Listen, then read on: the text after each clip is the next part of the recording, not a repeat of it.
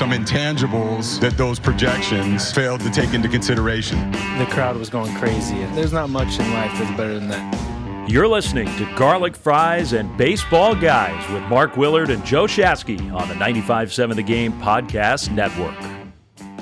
Okay, what's going on? Next episode of Garlic Fries and Baseball Guys as the Giants come to the end of the week. And a good week of baseball, by the way, with a 4-game sweep in Colorado. Kind of a weird game in Arizona with Alex Cobb. I don't know how many times we've said that this year.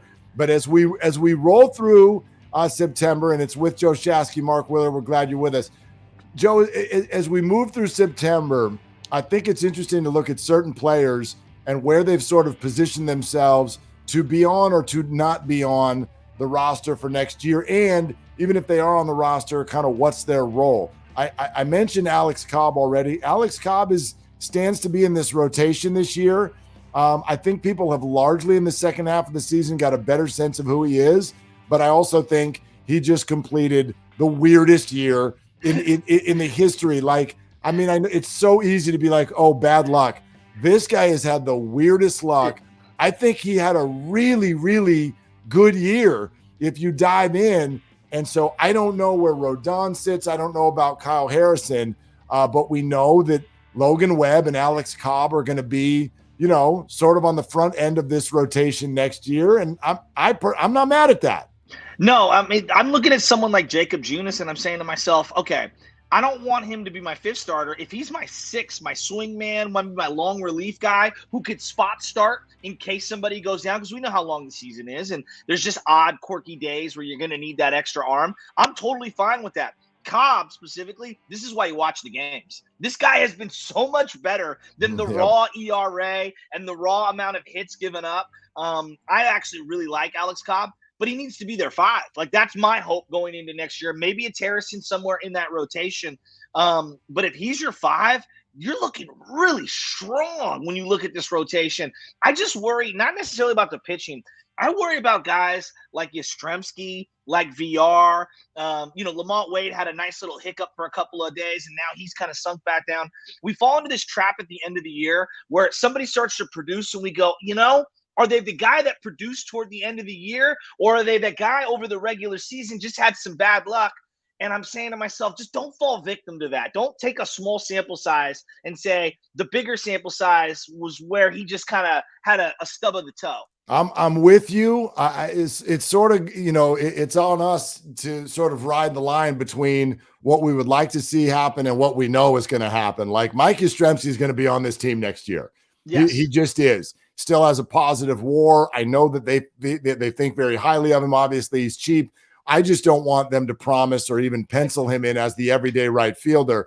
If they're talking about everyday players, then they need to be thinking in terms of everyday players. And Yaz has sort of been given that the last couple of years. And I get why his numbers against lefties might be as good as they are against righties. But right now, for the bulk of this year, they weren't really good against anybody. So a good September is nice. And it sets up his spring training to compete next year. I'm sure Wade will compete. I'm sure VR is probably going to get the opportunity to be on this team. But there are so many decisions to be made. Like, even go back to the rotation we were just talking about. I love what you said. Can Junis maybe be like, can we bolster the bullpen by some of these guys who started ending up actually in the bullpen? I don't know. Is DeSclafani going to end up in the bullpen? Don't forget, DeSclafani and Wood are slated to be a part of this rotation as well, which makes it feel rather full really quick without having that top of the rotation guy, unless you want to say that that's Logan Webb. If they lose Rodon, they don't really necessarily have that. So there are just so many decisions to be made. Is Longo coming back? And I want them to keep as much flexibility as possible for everyday spots, because if those guys are ready to say yes in free agency, they've got to do it. Yeah. I mean, I look at the number one need is right-handed power hitting outfield, period. Like, that starts there. You have all these redundant lefties out in the outfield, and they're like a bunch of half good ball players. Yastrzemski's a great defensive player. The bat leaves so much to be desired this year. Luis Gonzalez, much better contact hitter, but then all the fundamental stuff, he's like out to lunch, and then Lamont Wade Jr., not the strongest defender, but he gives me some positional versatility. He's just not hitting the way he did last year. And there's just too many lefty redundant outfielders. Slater has to have a spot on this team. But to me, in an ideal world, it's Slater and Yaz in center, and you get one of those corner outfielder guys who can man right field, Aaron Judge. Yeah. And then maybe you bring back Jock Peterson. I don't know if that's going to materialize.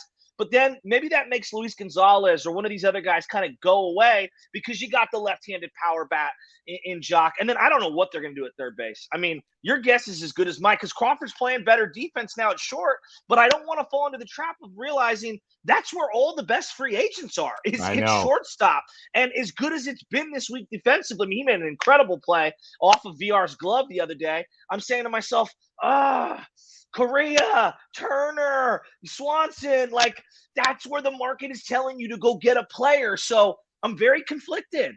Yeah, well, there's so much going on the left side of the infield because we're thinking only in terms of Crawford, VR, Longo, and free agents.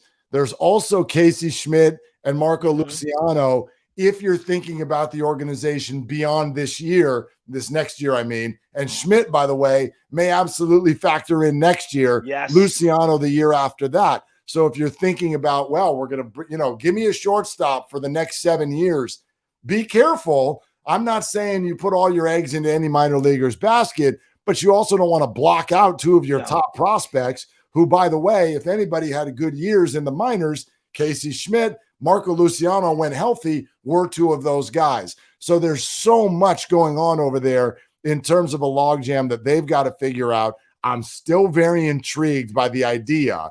If he's open to it, I'm very intrigued with the elimination of the shift by the idea of a Tyro Estrada, Brandon Crawford, second base platoon. I am intrigued by that. Me for too. Sure. There are also shortstop free agents who have some positional flexibility on their own, like Trey Turner. He can go play second base some. But, Tyro is one of those guys that has made it very clear this year he needs to be on this team next year. And he needs to, I don't know if you want to call him an everyday player. That's a guy that should be in your lineup more often than not. I'll put it that way.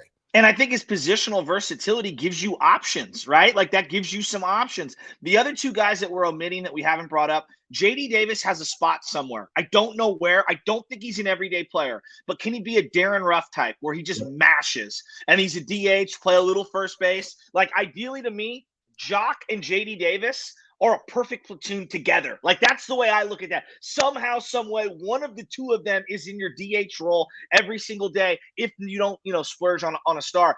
Lost in all this like craziness of this year. Like we're all depressed and we're sad. There's two major developments for me. Obviously, Logan Webb and Rodon have been outstanding for the most part. If you look at their body of work. You look at the beginning of the year and I said, man, what's Joey Bart going to do? And most fans, after about a month or 2 months, were saying he's a lost cause. Yep. You look up and the numbers look pretty good, not great, but pretty good. I think they've salvaged him. And even though I expect more from him, I like what I've seen thus far. And I think there's something to build on for next year. The other guy I cannot forget about, Camilo Duvall had a rough patch earlier this year. He has righted the ship. He is closer to 30 saves and I didn't think this was even possible. He's at 26 right now. A great week of baseball. He was dominant pretty much all week. And I have not felt better about Duvall than I have right now. And it's because he's not heavily relying on the slider. He's throwing the cutter and the sinker. I just like where he's at the maturation process of actually pitching. Yeah, no doubt about that. I mean, Joey Bart, to your point there, that's a major league catcher. I don't know if this is a star. Everybody wants a star, but yes, that is a major league catcher. He looks like everything has finally slowed down. He does not look like he's guessing at the plate anymore. He's always looked good behind the plate. I think everyone can feel very, very good about that. And Duvall, the only thing to watch for him next year is can he go with that pitch clock? Because my man needs a heart rate. Okay, my man is just right. They're coming back from commercial. It's so break. true. It's so like Duvall's in for the save. We're back from commercial. It's like I haven't started my warm-ups yet. He's just so chilling, Yes. So that's going to be interesting for him. I'll give you my positive development, and it's in the other direction because every single Giant fan who's been frustrated in recent years, I hear the same thing all the time. I know you do too, Joe, and it's that Farhan is a penny pincher, and this team is more interested in saving money than winning. I want you to watch what has happened and what will happen with Tommy LaStella. Tommy is under contract next year. He's not going to be on this team. I'm with you. He is not going to be on this team, and that is snapshot one, that this team will do the right thing rather than save a buck, because they're going to have to eat that thing. I don't think anybody's taking Tommy's contract. Someone might take the minimum and take that portion of it off of their hands, but you've seen what they've done with this month, and that is move off of him in favor of watching other younger players play. And I just think that that's a good sign. That's the kind of financial bicep, if you will, they have, and we've been waiting for them to use. And I think they will. And hopefully that's a sign of things to come with how they handle free agency. That's a really good point. The old Giants, hey, Russ Ortiz, you stink. Take a hike. We'll buy you out. You know what I mean? Like, that's what they would do to guys. You're 100% spot on with that. The other thing I'm noticing the last couple of weeks, they're trying some different arms out in the bullpen. And boy, we know that they needed to retinker this bullpen. It's not one move away, but to see a guy like Sam Young slowly develop a little here, I'm saying, all right, I think there's something there. I maybe wanted to see Alexander maybe a few weeks earlier. I think they could have used him a few weeks earlier, but I do think they're going to go with some of these younger guys now that Double-A is kind of finished up. Maybe you see a couple of call-ups here at the end. They absolutely, because I know we're talking so much about everyday players, there's got to be a very big retooling of this bullpen. And I don't know if you can go through free agency. It's about identifying the young arms that nobody sees right now.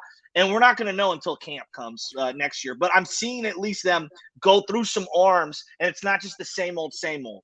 Two names we're going to get to in just a second: Barry Bonds and Aaron Judge. Okay, that's coming up in just a second. But before we do that, I just want to ask you another real quick question with regard to September. The team now sits at 75 and 78. How much do you care that they get to 81 and don't finish with a losing record? Does this matter to you at all? Not really. I mean, for Gabe Kapler's sake, I hope he does, because I think that he has tried to win every single game. But he's been dealt a really bad hand, and it sucks because he's going to have to wear the overall record. There is something to be said for not having an under 500 season. I do get that, but the other side of it is, and then it's not the NFL. I'd like a better draft pick. You know what I mean? I hate to be that guy, but I'd like a better draft pick. I mean, is that foolish of me? No, not at all. And I know it's one of those things that's really just in the moment. It's in the moment. It's not going to last. In other words, by the time we get back to next year, most people won't even know what the record was. They won't even know if they finished with 80 or 81 or 82. Exactly. But in this moment, it is something I'm racing for. I hope they have a strong finish and get north of 80 wins, because it just does have it has a better look. If you ask me, right now they're on track to finish as along with all of the playoff teams, the only other team in the National League that's going to have a positive run differential. Stuff like that. It just, I don't know. Again, it's not huge, but I think it matters. It speaks to them actually being a viable team and maybe not being quite as far away as it feels like they are right now. I definitely believe that. One last point on that. One thing I've noticed is that their prospects have been getting fast-tracked. You referenced Casey Schmidt earlier. He was a guy that great glove, but we didn't know about the bat. The bat has been on fire. He got elevated late to the Double-A team, and it looks like he's going to be fast-tracked. A lot of their guys that we thought were 2024 call-ups have actually been re-slotted to 2023 call-ups. So you got to kind of recalibrate here, because I think the last month and a half, they've actually had some positive traction at the lower minor league level. I'm actually feeling a lot better about their minor league system. Yeah, Schmidt up to Sacramento. So he crushed Double-A. And so now he's going to get a quick shot with the River Cats before everybody heads home for the offseason. And he absolutely could factor into the major league club's plans next year. So that's exciting. And just add that into that left side of the infield intrigue and logjam. That is going to be so fascinating. So with Joe Shasky, Mark Willard, it's Garlic Fries and Baseball Guys, the Giants podcast by Giants fans for Giants fans. We come at you twice a week. Make sure you rate, review, and subscribe. All right. Barry Bonds came out this week and did what Farhan Zaidi and the team are not allowed to do, which is name Aaron Judge. And part of it was the whole question, which Aaron and Barry and everybody has answered correctly. Forget this idea that when Aaron Judge gets to 62, somehow he holds the single season record because all the steroid guys are the only ones who have passed it so far. There's just no way to do it. You can't put the toothpaste back in the tube. And Aaron has said that, and Barry said that, but it also led to a conversation about Aaron to San Francisco. And Barry said what's very simple, which is, yeah, that'd be great. I would love it. But there's been some intricate information that's come out. I think we all agree it's unlikely. I don't quite understand why Aaron would leave New York, but maybe he is mad at the Yankee organization for the last year.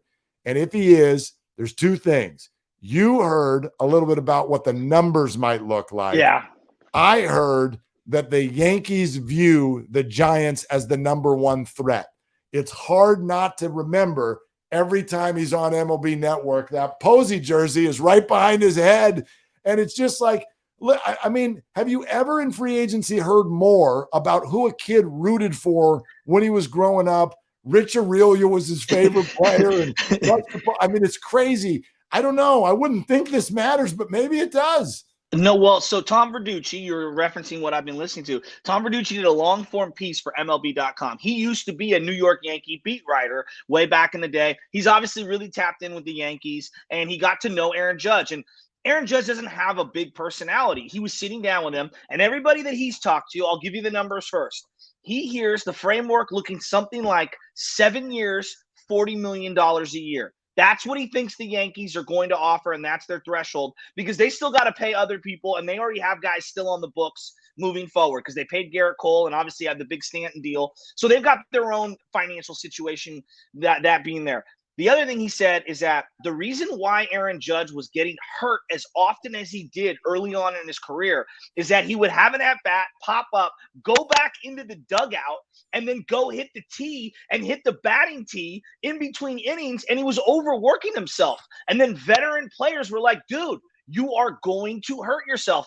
Boom, there you go. He hurts the oblique. He strains a muscle, hurts his hamstring, and he has now taken on what they call the Steph Curry, Mark, recovery. He's all about recovery. Yes, he's working out. Yes, he's still putting in the time and the energy and the effort, but he realizes moving forward, he has to master the recovery portion of it. This makes me want to spend even more money on him because I think we can all agree the modern athlete is lasting now longer than ever, right? I mean, wouldn't you agree? Yeah. They're better now than they've ever been in terms of aging gracefully. I mean, we're sitting here doing this about 10 minutes after I just watched Tom Brady play football. He's 45 years old. Now, granted, he lost to the Packers, but he engineered exactly. A game-time drive. They just couldn't get the 2-point conversion. And every single Sunday when I watch him play, I'm like, I don't get it. I don't get it. This guy's 2 years younger than me. He's 5 years older than you. And I can't figure it out. It does not make any sense.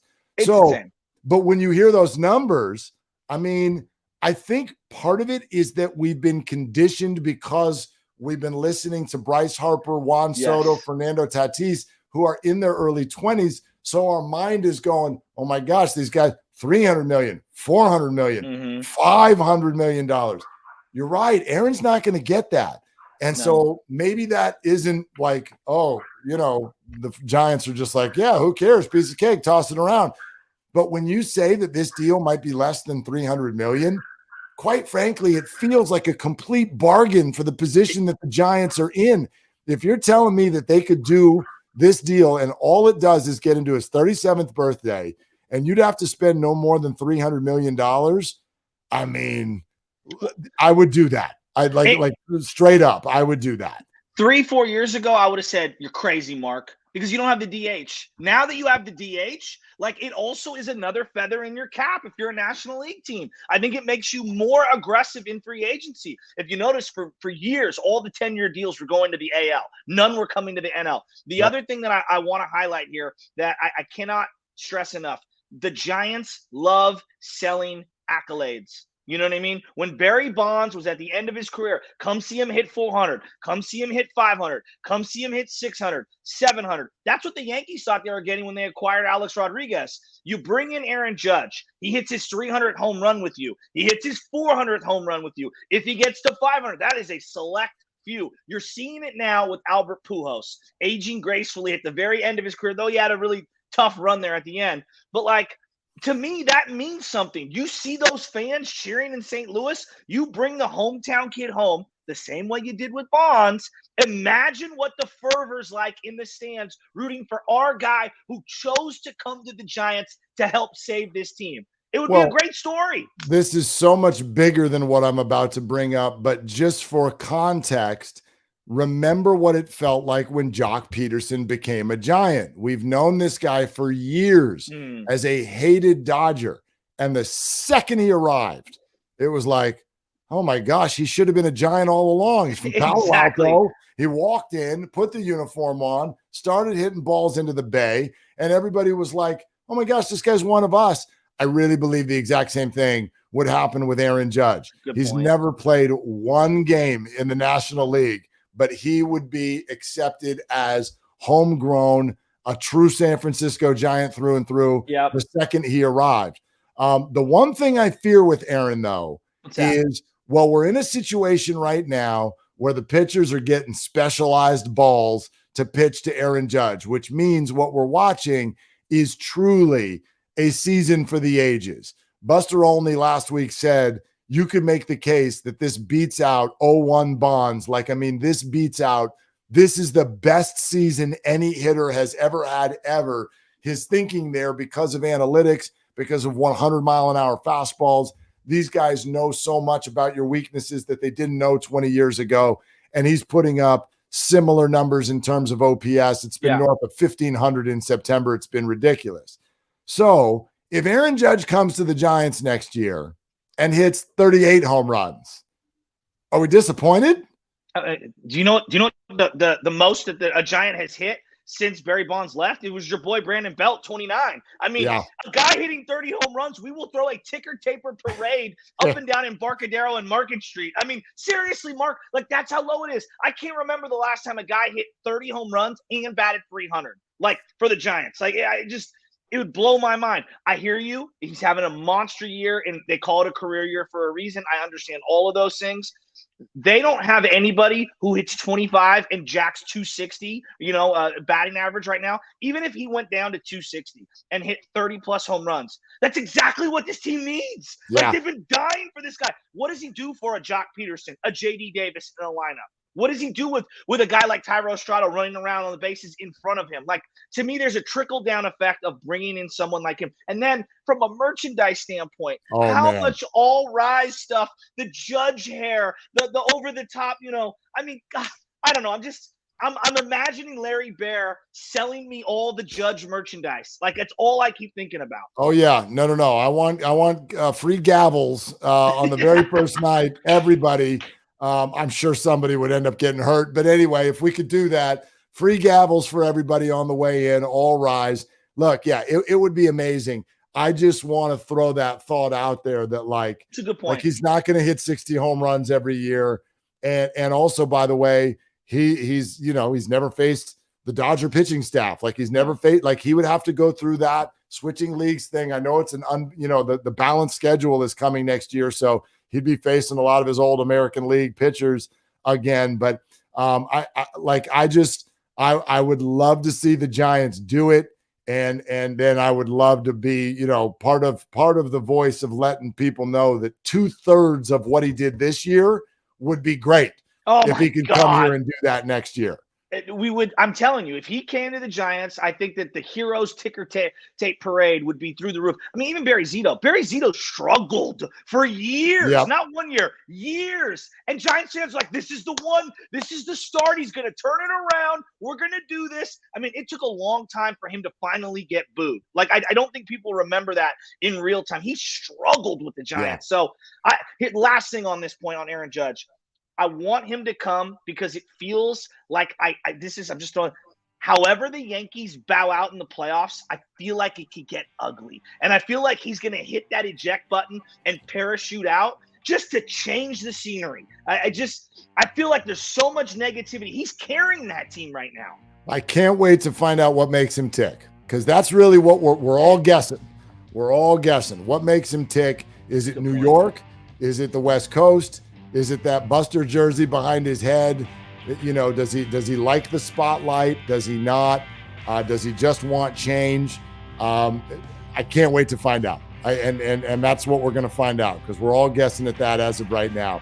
All right, great stuff. We're heading into a fascinating offseason, but we will take you every step of the way during the final couple of weeks of the regular season. 2 episodes a week. For Joe Shasky, I'm Mark Willard on Garlic Fries and Baseball Guys.